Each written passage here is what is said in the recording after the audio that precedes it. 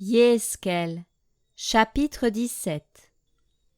La parole de Yahweh vint à moi en disant : Fils d'humain, propose une énigme, une parabole à la maison d'Israël. Tu diras : Ainsi parle Adonai Yahweh. Le grand aigle aux grandes ailes, aux longues ailes, couvert de plumes de toutes les couleurs, vint au Liban et enleva la cime d'un cèdre. Il arracha la tête de ses jeunes pousses, l'emmena dans une terre de marchands et la mit dans une ville de trafiquants. Il prit de la semence de la terre et la mit dans un champ à semences. L'ayant ainsi prise, il la mit comme un saule près des eaux abondantes. Elle poussa et devint un cep de vigne étendu, de taille basse. Ses branches étaient tournées vers l'aigle, et ses racines étaient sous lui. Il devint une vigne, produisit des rejetons, et poussa des branches. Mais il y avait un autre grand aigle, aux grandes ailes et au plumage abondant. Et voici que cette vigne dirigea avec avidité ses racines vers lui pour qu'il l'arrose. Elle tendit vers lui ses branches, hors de la terrasse où elle était plantée. Elle était plantée dans une bonne terre, près des eaux abondantes, de manière à produire des sarments et à porter du fruit pour devenir une vigne magnifique. Dis, ainsi parle Adonai Yahweh. Prospérera-t-elle? N'arrachera-t-il pas ses racines? Ne coupera-t-il pas son fruit en sorte qu'elle sèche? Toutes les jeunes feuilles de ses pousses sécheront. Ce n'est ni par un grand bras, ni par un peuple nombreux qu'il faudra l'enlever à ses racines. La voici plantée. Prospérera-t-elle? Quand le vent d'Orient l'aura touchée, ne séchera-t-elle pas? Ne séchera-t-elle pas? Elle séchera sur la terrasse où elle était plantée. Puis, la parole de Yahweh vint à moi en disant : Parle maintenant à la maison rebelle. Ne savez-vous pas ce que veulent dire ces choses? Dis : Voici, le roi de Babel est venu à Jérusalem. Il a pris le roi et les princes et les a emmenés avec lui à Babel.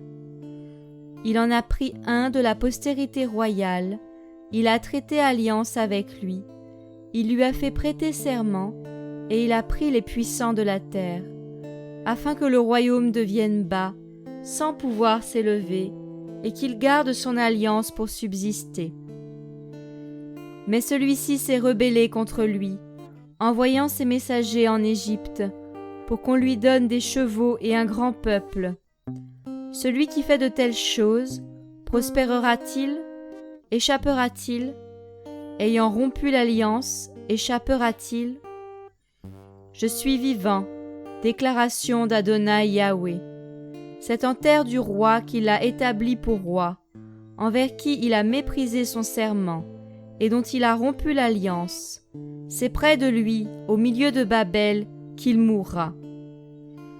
Pharaon n'agira pas pour lui avec une grande armée et une assemblée nombreuse dans la guerre, quand on élèvera des tertres et qu'on bâtira des retranchements pour exterminer beaucoup d'âmes. Car il a méprisé le serment en rompant l'alliance. Voici, il avait donné sa main, et quand même il a fait toutes ces choses. Il n'échappera pas. C'est pourquoi, ainsi parle Adonai Yahweh. Je suis vivant, si je ne fais tomber sur sa tête mon serment qu'il a méprisé et mon alliance qu'il a rompue. Et j'étendrai mon rai sur lui, et il sera pris dans mes filets.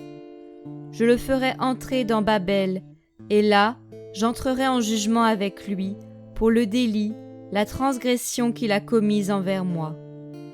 Et tous ces fugitifs avec toutes ces armées tomberont par l'épée, et ceux qui resteront seront dispersés à tout vent. Vous saurez que moi, Yahweh, j'ai parlé. Ainsi parle Adonai Yahweh. Je prendrai moi-même la cime d'un cèdre élevé, et je la mettrai en place. J'arracherai du sommet de ses jeunes branches une pousse tendre, et je la planterai moi-même sur une montagne haute et éminente. Je la planterai sur la haute montagne d'Israël. Elle produira des branches et produira du fruit, et elle deviendra un excellent cèdre. Tout oiseau, toute aile habitera sous elle. Ils habiteront à l'ombre de ses branches. Et tous les bois des champs sauront que moi, Yahweh, j'aurai abaissé le grand arbre et élevé le petit arbre, fait sécher le bois vert et fait reverdir le bois sec. Moi, Yahweh, j'ai parlé et je le ferai.